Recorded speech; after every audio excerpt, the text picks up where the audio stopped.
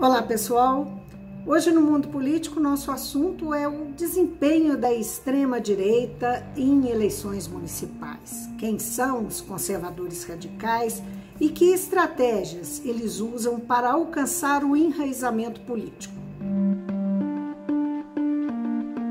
Eu vou conversar com o cientista político Guilherme Casarões. Ele é professor da Escola de Administração de Empresas de São Paulo, da Fundação Getúlio Vargas, e coordena o Observatório da Extrema-Direita. Muitíssimo obrigada por atender a gente, Guilherme. Obrigado pelo convite. Guilherme, como é que você percebe a extrema-direita em campo neste momento no país, nas eleições municipais? Vamos abrir aí com um olhar geral para depois ir para o detalhe. Tá legal. Primeiro, a gente tem que fazer uma distinção conceitual do que a gente entende por extrema-direita. Esse termo se popularizou no discurso público, na imprensa, mas muitas vezes a gente tem uma dificuldade de clarificar o que significa extrema-direita no sentido mais específico, né, que a ciência política define.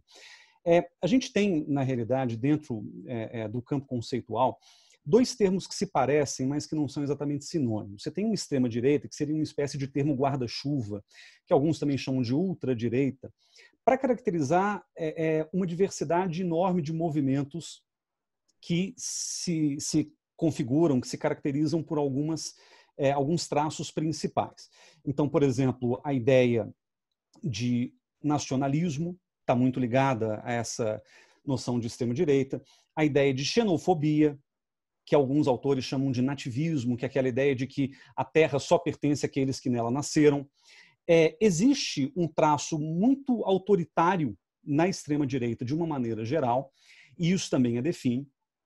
Agora, quando a gente pensa nesse guarda-chuva mais amplo de extrema-direita, a gente pode estar falando tanto de movimentos como o bolsonarismo, quanto de movimentos como o neonazismo, que naturalmente são muito diferentes entre si, né? Então, a ciência política desenvolveu um segundo conceito, que é a direita radical, para falar daqueles grupos de extrema-direita que estão ali no meio do caminho, ou seja, que eles são nacionalistas, têm traços autoritários, são xenófobos, mas ainda estão dentro do espectro democrático. O neonazismo, os fascismos, movimentos como o supremacismo branco nos Estados Unidos, eles já estariam num extremo, né, na extrema da extrema-direita, porque eles não jogam um jogo democrático. O que eles pretendem é uma outra coisa, um tipo de supremacismo, seja racial, seja religioso, que é incompatível com a democracia. A direita radical, ela é parte da democracia. A gente pode não gostar dela, a gente pode não concordar com a pauta, mas essa direita radical, eu acho que é essa que se apresenta no jogo político. E é a ela que a gente vai se referir quando a gente vai falando de extrema-direita de uma maneira geral. Primeira coisa a respeito disso. Só uma pergunta. Claro. Quando a gente vê o fenômeno bolsonarista se instalar no país, a gente vê a emergência dessa extrema-direita, dessa direita radical? Você identifica ela? Exatamente. Agora, isso não significa, Vivian, que não haja elementos no bolsonarismo que sejam da extrema-direita mesmo, né, que sejam antidemocráticos no sentido pleno. Então, se você pega, por exemplo, certos movimentos neofascistas, neointegralistas, né, o integralismo que foi o nosso fascismo lá nos anos 30, ou neonazistas, eles podem até apoiar o bolsonarismo ou se identificar com o bolsonarismo. Agora, o movimento bolsonarista como um todo, ele não significa o neonazismo como fração ou como pedaço pequeno desse processo. E eu acho que, em grande medida, muitos de nós incorremos num erro político que, inclusive, marcou o processo eleitoral de 2018 para cá, que é rotular pessoas que elegeram o presidente Bolsonaro de fascistas, por exemplo. Esse é um equívoco tremendo, porque a gente está falando de uma população de 57 milhões de eleitores do presidente Bolsonaro. E eu diria até mais, vamos dizer, alguns que votaram nulo, ou mesmo alguns que se identificavam com o PT, mas que concordam com pautas do bolsonarismo. Isso não quer dizer, isso não nos permite equacioná-los ou equalizá-los, desculpa, com uma direita neonazista, por exemplo, né? Então, esse equívoco, ele confundiu muito o debate público nos últimos tempos. Agora, o que eu acho que é importante que seja dito nesse contexto, Vivian, é o seguinte. Primeiro, você tem razão ao dizer que quando a gente fala de bolsonarismo, por exemplo, a gente está falando de uma direita radical que se instalou no poder em 2018, 2019, né? Daí para frente. Essa direita radical ela pode conter elementos antidemocráticos, mas ela está jogando o jogo democrático. Esse é o primeiro ponto. O segundo ponto, que eu acho também importante ressaltar, é que não estamos falando de um fenômeno brasileiro, mas de um fenômeno global. Então, a gente está acompanhando as eleições americanas, por exemplo, em que parece muito clara a adesão da candidatura do presidente Trump, né, que está pleiteando a reeleição.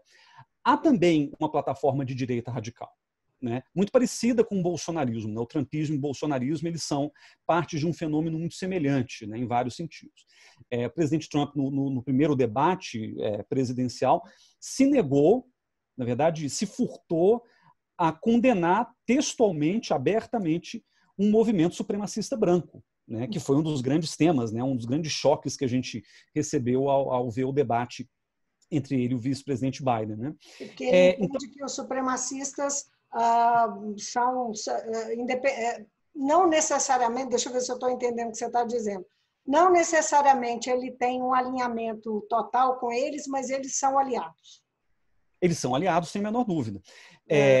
Agora, como o supremacismo branco, né, e aqui nominalmente os tal Proud Boys, né, que foram mencionados no debate, que eu cheguei a conhecer, eu morei em Michigan um tempo atrás e eu cheguei a conhecer alguns elementos dos Proud Boys, que são claramente homens supremacistas brancos que inclusive fazem estratégias de intimidação com acadêmicos que os critiquem ou com pessoas que falem mal deles. Então é uma coisa que está ali muito às raias da violência política concreta, sabe? Quando o Trump se nega a repudiar os seus atos violentos, isso mostra claramente que, mesmo que o Trump não seja ele próprio um supremacista branco, que ele está, de alguma forma, se aproximando e se conectando a essa pauta que, essa sim, não tem nada de democrática. Essa sim, ela traz aí elementos racistas, etc., que são muito problemáticos. Agora, eu acho que o mais importante que a gente diga é que, primeiro, essa linha entre direita radical e extrema-direita, ela é muito tênue, né, na maioria dos casos. Às vezes a gente não consegue perceber essa diferença, mas é importante que a gente consiga, pelo menos, tentar distingui-las. Mas mais do que isso, Vivian, não é só Estados Unidos e Brasil. A gente vê isso na Hungria, na Polônia, na Itália, em Israel, na Índia. Cada caso com o seu contexto diferente, com sua nuance. Não necessariamente no poder, não é? Mas às vezes não está no poder. Na Alemanha eles não estão, mas eles estão jogando jogo político. Na Alemanha, na Espanha, estão no poder na Hungria, na Polônia, chegaram ao poder na Índia e estão ali também fazendo uma transformação importante. Então, eu acho que todos esses casos nos mostram claramente que estamos vivendo uma onda, que alguns chamam de onda conservadora, mas que dentro de um conservadorismo que está completamente alinhado ao jogo democrático, a gente também tem esses elementos marginais que pregam outra coisa que não a democracia. Algum tipo de autoritarismo supremacista, de qualquer tipo que a gente está vendo. Bom, de fato, a direita não surge no Brasil neste momento, não é? Nem em 2018. Não é? Mas a evidência da presença da direita no Brasil, ela se faz, acontece agora, não é? Aí vem a pergunta. Eu queria conduzir a coisa um pouco no sentido de como é que esses grupos, esses movimentos, esses brasileiros que emergem apoiando esse tipo de pensamento, vai atuar nas eleições. A gente tem visto algumas coisas acontecendo. A primeira delas que eu vou perguntar é mais geral, sem falar desse ou daquele grupo, mas em que medida as eleições municipais são uma oportunidade do enraizamento desse tipo de pensamento na política partidária, nas estruturas de partido. Como é que você vê essas eleições municipais, neste momento, uma oportunidade para isso? Tá. Eleições municipais, como a gente costuma dizer na ciência política, acabam sendo um termômetro para o sentimento mais nacional sobre a política. Então, todos os grandes políticos, todos os grandes partidos ficam sempre de olho na disputa municipal, porque ela vai dizer muito sobre aquilo que pode acontecer daí a 2 anos nas eleições nacionais. Então, existe uma conexão muito forte entre essas duas coisas. de fato, se a gente for pensar na ascensão desta nova direita no Brasil, a marca mais evidente foi nas eleições municipais de 2016. É claro, o bolsonarismo ele só foi eleito 2 anos depois. Mas aquela eleição de 2016, de maneira muito parecida com o que a gente está vendo hoje, né, nas eleições de 2020, num contexto todo atrapalhado, né, da pandemia, etc. Mas em 2016, a gente viu 2 coisas aparecendo no debate político de maneira muito forte. Primeiro, a rejeição da política. E a rejeição da política, bom, eu sou de Belo Horizonte, conheço bem o prefeito Alexandre Calil. Ele foi eleito se nomeando de administrador, não de político, né? Eu sou um administrador, eu não sou um político tradicional. João Dória, que se elegeu prefeito aqui em São Paulo em 2016, foi eleito como gestor e não como político. Então, houve ali uma captura compreensível, obviamente, de um certo sentimento antipolítico que ganhou muita força em 2016, elegendo gestores e não políticos, e pretendendo-se técnico alguém que tinha pautas ideológicas.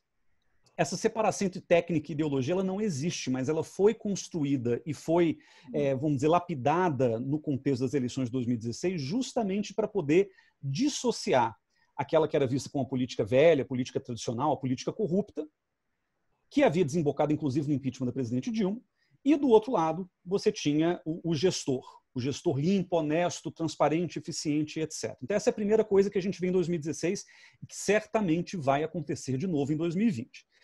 Uma outra coisa que a gente começa a ver, um deslocamento, Vivian, da pauta econômica para a pauta de costumes. Nas eleições municipais, talvez isso não apareça tanto, porque o município não é o ambiente do debate sobre costumes no sentido estrito, né? Quando a gente fala de valores, quando a gente fala de crenças, de grandes convicções, a gente está pensando mais no plano nacional. Então, uma discussão, por exemplo, sobre aborto ou sobre casamento entre pessoas do mesmo sexo, ela não cabe no debate municipal. Só que a gente já começa a ver algumas coisas. Por exemplo, a filiação religiosa de muitos candidatos a prefeito, né? E principalmente diante de um crescimento enorme da população evangélica no Brasil, sobretudo nas grandes cidades, a gente começa a ver, então, candidatos se apresentando abertamente como pastores evangélicos ou como militantes da fé evangélica. Então, esse é um traço que em 2016 também começou a aparecer de maneira muito visível.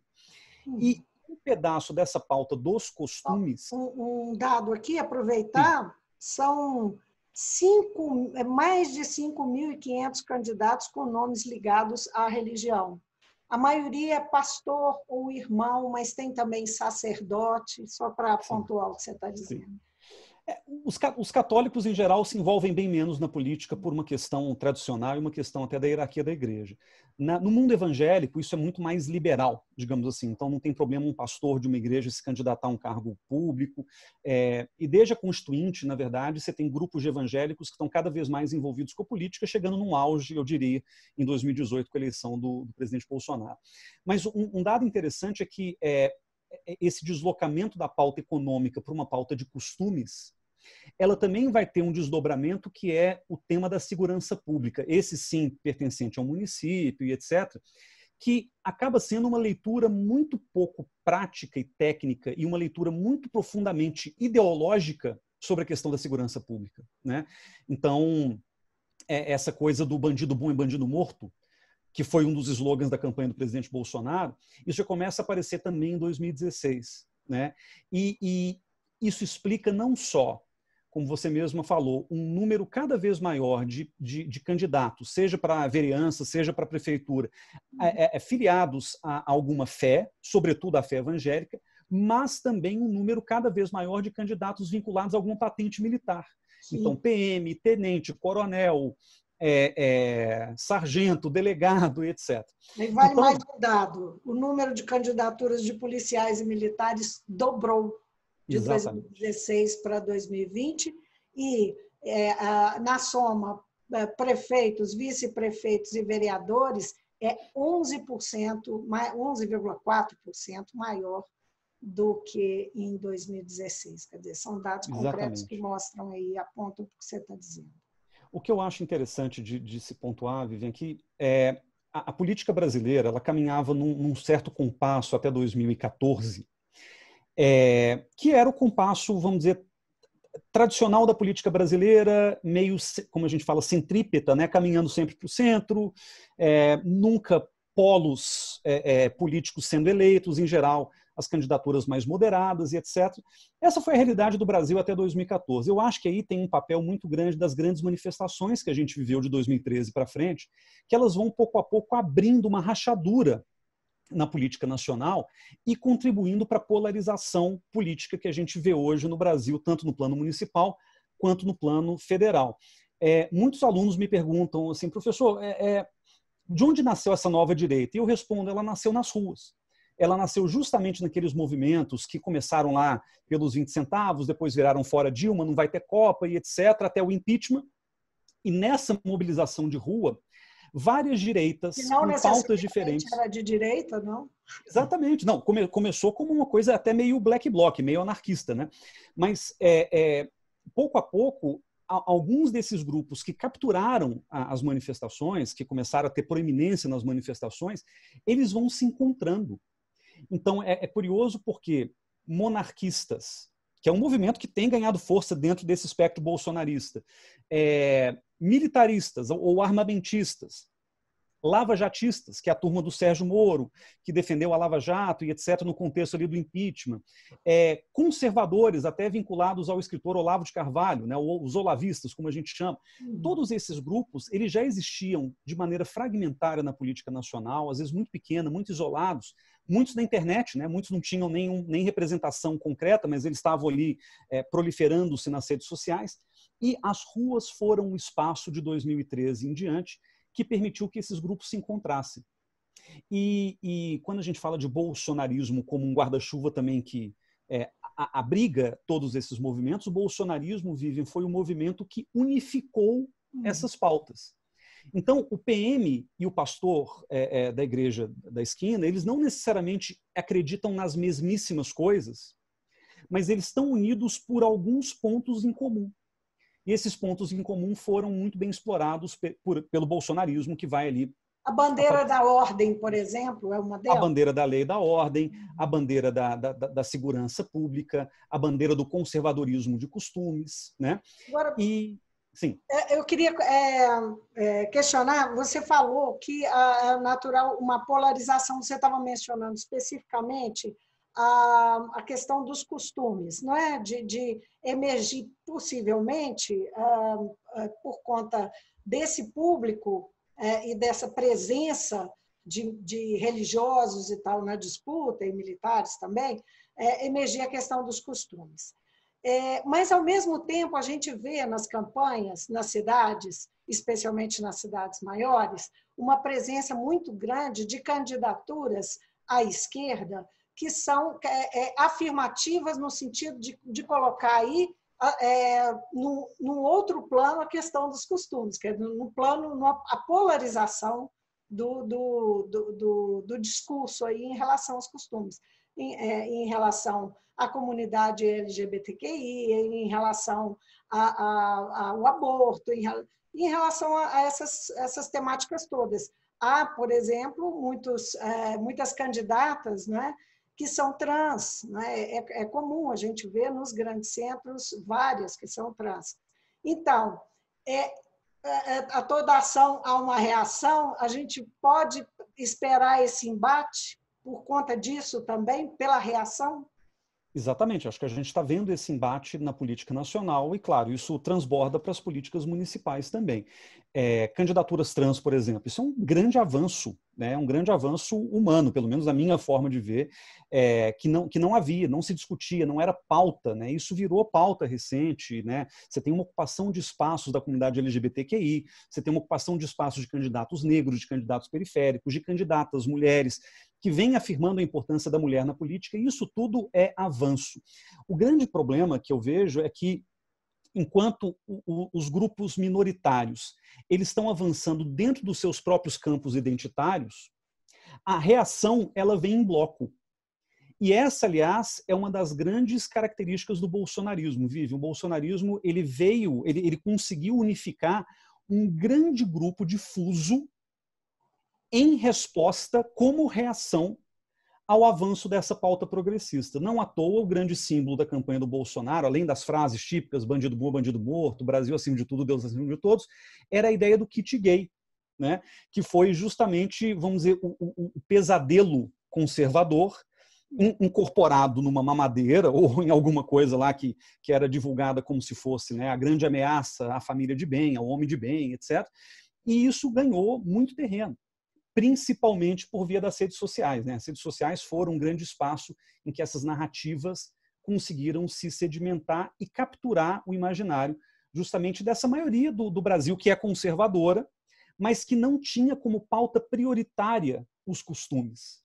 E que o Bolsonaro conseguiu jogar isso de alguma forma nesse campo, né? Onde ele é hegemônico, digamos assim.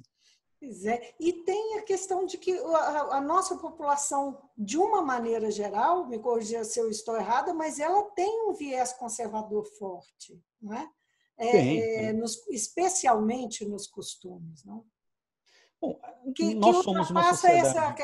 eu não estou falando nem daquilo que a gente pode, que você apontou aí, a direita radical. Não, eu estou falando de uma população como um todo, né? Aí está presente na classe média, está presente nas classes menos favorecidas. As pessoas são mais conservadoras de uma maneira geral no Brasil. E aí eu fico pensando se, até agora, né, a surpresa sobre essa emergência e essa força do bolsonarismo e tal, não está relacionada a uma leitura equivocada desse pensamento conservador do brasileiro. Olha, eu acho que sim.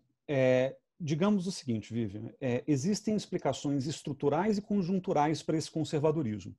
Então, é inequívoco que o Brasil é uma sociedade predominantemente machista, estruturalmente, racista, estruturalmente. Você tem uma questão de classe que é muito profunda no Brasil, que também é estrutural. Essas coisas se sobrepõem em larga medida. Esses problemas são problemas que já foram identificados pela literatura, pelo pensamento social, pela política, há muitos anos, há muitas décadas, né? Então, não estamos falando de algo novo. Agora, existe uma questão conjuntural que é importante. Primeiro, o avanço de pautas progressistas, o avanço de pautas de minorias, eles, em geral, são vistos, por quem não concorda com eles, como perda de espaço político, como perda de espaço ideológico. Então, por exemplo, uma das coisas mais marcantes no debate político brasileiro, seja municipal, seja nacional, são pessoas que estão desesperadas e revoltadas porque, segundo elas, há uma ditadura do politicamente correto no país. Que as pessoas não podem mais fazer piada, que elas não podem mais ter humor, que elas não podem mais assediar e passar impunes, etc., porque, afinal de contas, isso era normal quando a gente era adolescente, né? Mas isso agora virou ruim, virou algo reprovável, etc. Então, essa ditadura do politicamente correto, ela é uma marca muito forte dessa sensação que eu diria que, sobretudo, as gerações mais antigas têm de que a vida mudou e de que nessa mudança de vida elas estão perdendo espaço de fala. Elas não podem mais ser quem elas sempre foram. Elas não podem mais participar da política ou participar da vida social como elas sempre participaram. Claro, aquilo que alguns veem como algo muito ruim, alguns veem como algo muito bom, porque, afinal de contas, você diminui o espaço para manifestações racistas, assédio, todo tipo de preconceito, etc. Bom, mas eu estou dizendo isso por quê? Porque eu acho que existe uma dimensão conjuntural que primeiro, essa reação ao avanço das pautas progressistas, que é global, que não é só no Brasil. E também existe uma perda progressiva de confiança na política. Então, quando eu comentei mais cedo, Vivian, que os políticos deixam de ser políticos e passam a ser gestores, passam a ser administradores, e que essa retórica, ela cola, né, ela soa bem. Isso tem muito a ver com o fato de que, se você pega a opinião pública brasileira, ela vem se deslocando por uma situação de cada vez menos confiança nas instituições políticas. Então, você tem brasileiros cada vez mais descrentes no Supremo, no Congresso, na Presidência da República, nas instituições políticas tradicionais, representativas, e, proporcionalmente, cresce a confiança das pessoas na família, na igreja, no WhatsApp. Quer dizer, em meios de comunicação e de convivência que são comunitários e sociais, mas não são institucionais. Então, eu acho que a extrema-direita ela conseguiu visualizar isso e ocupar um determinado espaço que a esquerda não conseguiu ocupar, que é o espaço dos sentimentos, dos afetos, como a gente fala, e o espaço, sobretudo, da comunicação digital. Falando, só dar um toque aqui sobre eu tinha levantado uma questão aqui que tratava exatamente, que passava por isso que você está dizendo, que é uma plataforma que chama Eleja Bem. Você já viu essa plataforma? Na verdade, é uma plataforma que pretende orientar a direita a votar, a escolher, a se posicionar, né? E isso vai exatamente ao encontro do que você está dizendo também. É um discurso, construção de discurso mesmo e de escolha.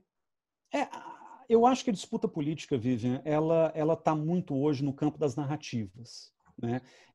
As questões de fundo, elas estão perdendo espaço, vamos dizer, a questão econômica, a questão de desigualdade, ela está perdendo espaço para as questões narrativas, para a maneira como você constrói a história política a partir do controle da narrativa mesmo, a partir do controle da história. Mas você acha que isso não pode ser, desculpa, pontual? É porque a questão econômica está ligada à sobrevivência. Então, sim, até que ponto pode ser o debate pode ser dominado por essas percepções em detrimento de uma questão econômica que afeta a vida e a sobrevivência das famílias, das pessoas em geral. Mas acho que tudo depende de quem você consiga culpar no processo, né? E eu acho que com razão, a direita entendeu, e principalmente a extrema-direita, mas a direita de uma maneira geral, seja ela liberal ou conservadora, ela entendeu que o PT era um alvo muito fácil para você responsabilizar pelas mazelas econômicas que os brasileiros estão vivendo até hoje, na realidade, né? A gente vê, por exemplo, a questão da pandemia, o problema econômico, e tudo que o Bolsonaro diz é culpa dos governadores, é culpa do STF, é culpa da esquerda, e não é culpa daqueles que pediram para ficar em casa, e não culpa da má gestão do Ministério da Saúde, etc. Então, essa responsabilização ela é um instrumento que, somado a outros instrumentos retóricos, ela começa a fazer muito efeito na cabeça das pessoas. Então, elas deixam de perceber a gravidade e a profundidade do problema e elas passam a buscar culpados, que simbolicamente a direita conseguiu oferecer e conseguiu construir de maneira muito habilidosa. Então, eu vejo que isso acontece muito até na discussão municipal, né? A gente começa a ver, por exemplo, né, nesse ciclo de 2020, muitos candidatos que estão ainda surfando a onda do bolsonarismo, surfando a onda do antipetismo, construindo as suas candidaturas em torno dessas pautas negativas, justamente tentando identificar aqueles que foram os culpados pelas mazelas do passado e construir uma alternativa para o presente, mesmo quando ela não tenha nenhuma substância concreta. E isso é interessante, né? Porque a política, porque ela se tornou o campo das narrativas e se dissociou do campo material, ela não precisa oferecer nada que não uma segurança simbólica, né? Então, isso faz muita diferença, eu acho. Eu acho que ainda estamos no plano disso nas eleições municipais. Invertendo um pouco a mão do que a gente está dizendo, de Bolsonaro, do bolsonarismo para a população e o eleitor, ao contrário, vamos pensar, o crescimento de uma direita radical e essa direita radical e o que ela representa e como ela está se projetando pode ser maior do que o próprio Bolsonaro e o bolsonarismo? Eu acho que, por enquanto, não. O Bolsonaro ele conseguiu fazer com a direita aquilo que, em certo sentido, o Lula fez com a esquerda, né? O Lula virou um símbolo maior do que a própria esquerda, né? Quer dizer, não só maior do que o próprio PT, mas maior do que a esquerda num sentido mais amplo. Então, até há uma análise impecável de um professor da USP, o André Singer, que vai falar sobre isso, né? O fenômeno do lulismo que se descola a certa altura do petismo e vira uma coisa maior do que o petismo, né? Eu tenho a impressão, mas aí é só impressão, que o bolsonarismo é maior do que vamos dizer, a direita organizada. A direita ainda está muito bagunçada, se a gente parar para pensar. Aí eu queria voltar naquilo que eu te perguntei no início, sobre a possibilidade das eleições municipais serem um fator de enraizamento.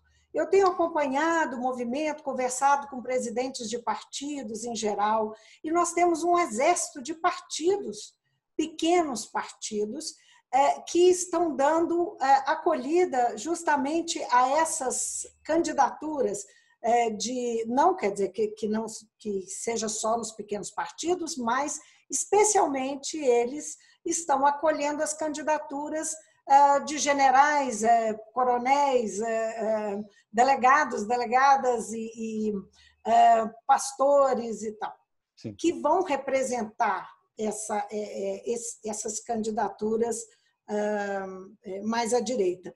Então, existe uma possibilidade, vou retomar a pergunta, do enraizamento de uma organização maior desses grupos no país a partir das eleições? Como é que você enxerga isso? Até a despeito do Bolsonaro, que ainda não agiu realmente como chefe político nas eleições municipais, não é? Ele tem se furtado e agora que falou em talvez declarar alguns votos, não é? O bolsonarismo ele tem um limite muito claro, que é o limite da governabilidade.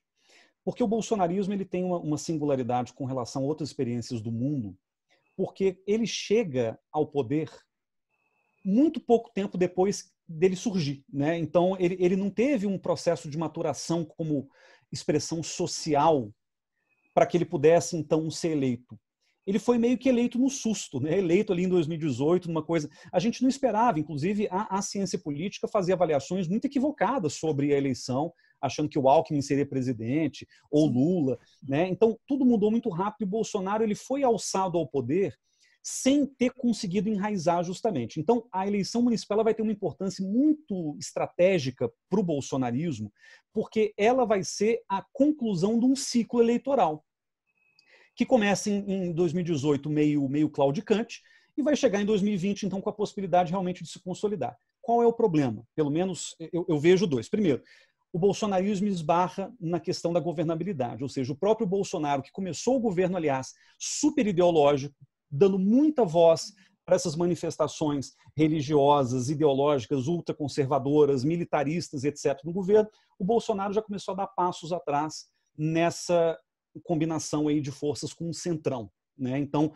Bolsonaro, inclusive essa recente indicação, que não foi formalizada, que eu saiba, mas a indicação do novo ministro do STF, se o nome dele agora, Cauê, ele é católico, né? E já há manifestações de lideranças evangélicas raivosas nas redes sociais, se perguntando por que ele nomeou um católico e não um terrivelmente evangélico, como ele mesmo disse que nomearia, e dizendo justamente que o Bolsonaro se vendeu para o centrão. Há grupos dentro do bolsonarismo que já estão tentando se distanciar do Bolsonaro justamente por essa relação com o centrão. Então, esse é o primeiro problema.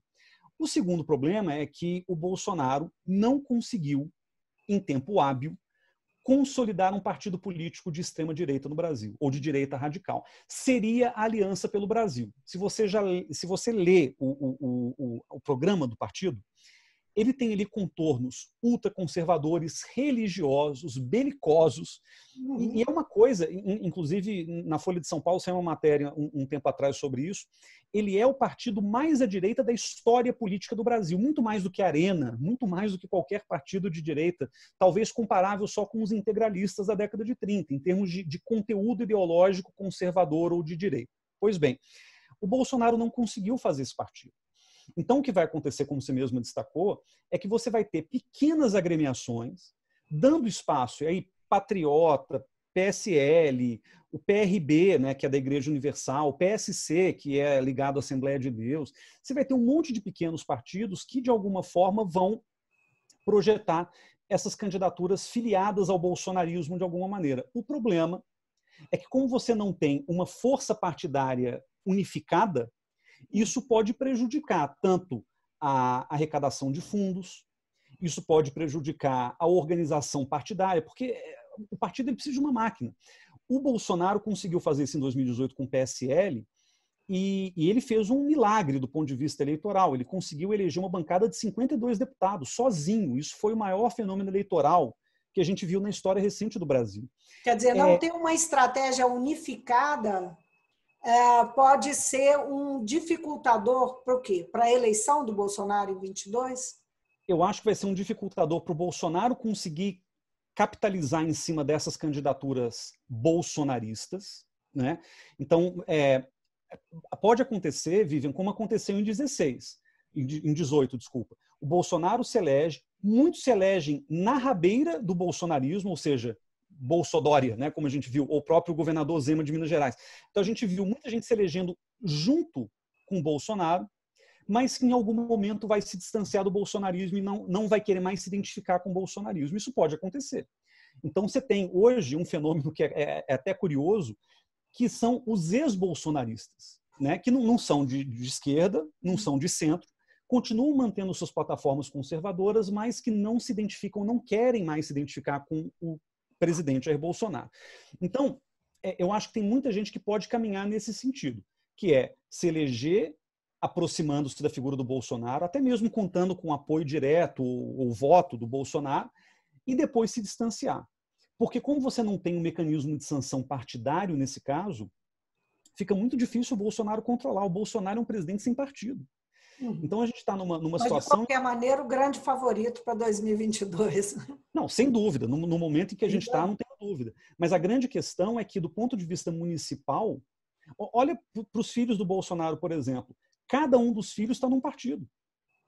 Então, isso é muito simbólico, porque como você não tem uma unidade, e você tem, na verdade, pequenos clãs se formando ali nos partidos que vão dar espaço para esse bolsonarismo, vai ser muito difícil você traçar uma estratégia firme e consistente até 2022. Então, o Bolsonaro, claro, mantendo a sua aprovação nos 40% como está agora, ele é o favoritíssimo para 2022 e ele vai continuar sendo o centro de gravidade dessa direita que se formou. O problema é que se o bolsonarismo murcha, se ele de alguma forma perde tração, perde força, essa direita que se aglutinou em torno do Bolsonaro, ela tende a se fragmentar também. Então, mais facilmente do que se ele tivesse um partido. Com certeza, porque no partido aí você cria estruturas e mecanismos, né, para manter as pessoas ali dentro, né, para garantir que as pessoas sigam um determinado programa, sigam uma determinada linha. Agora, pelo menos o meu chute é que, diante do que a gente está vendo, um aumento expressivo que você destacou bem, de candidatos ligados a movimentos religiosos, sobretudo evangélicos, de candidatos ligados à corporação militar, seja PM, seja militares ou policiais de outros tipos. Eu acho que o bolsonarismo ainda vai ter um impulso importante nas eleições municipais, mesmo de maneira descoordenada. Então, mesmo sem partido, mesmo sem um apoio direto, esse bolsonarismo ainda paira e ainda tem um grande potencial, né? E vai ser, vamos dizer, um primeiro balão de ensaio para o que a gente vai ver em 2022, para a capacidade de organização político-partidária que o bolsonarismo vai ter que ter em 2022. Agora, do jeito que está, a esquerda ainda vai ter dificuldades de se reorganizar, porque a base municipal, tradicionalmente, nunca foi favorável para a esquerda. E eu acho que, nesse momento... Nem por reação? Que medida a reação? Só para a gente fechar a nossa conversa, porque o nosso tempo também já acabou. Mas... Eu não sei se o antibolsonarismo é tão ou maior do que é tão forte ou maior do que o antipetismo. Eu acho que o antipetismo ainda está no imaginário das pessoas. O PT está fragilíssimo em grande parte das capitais onde ele ganhava a eleição, né? Então, a gente não vê mais o PT se destacando em nenhuma grande capital, por exemplo, talvez fora do Nordeste. Então, isso é muito sintomático, né? O PT, como também o partido aglutinador da esquerda, ele perdeu muita força e não encontrou nenhum outro partido que conseguisse ocupar esse espaço. Não é o PDT, não é o PSOL, quer dizer, eles podem até ter alguma projeção em alguns lugares, mas é muito pouco, né? Então, o que a gente está vendo é uma esquerda em reorganização e uma direita em franca ascensão. Avançando. É isso. Ok. Guilherme, foi um prazer conversar com você, foi uma ótima prosa. Muito obrigada por atender Obrigado, o Mundo Vivian. Político, a TV Assembleia. Foi um prazer. Obrigado. Então, eu conversei com o cientista político Guilherme Casarões, ele é professor da Escola de Administração de Empresas de São Paulo, da Fundação Getúlio Vargas, que coordena o Observatório da Extrema-Direita. Guilherme, mais uma vez, obrigada. Obrigado, Vivian. Foi um prazer. Até a próxima. Tchau, tchau. Até mais.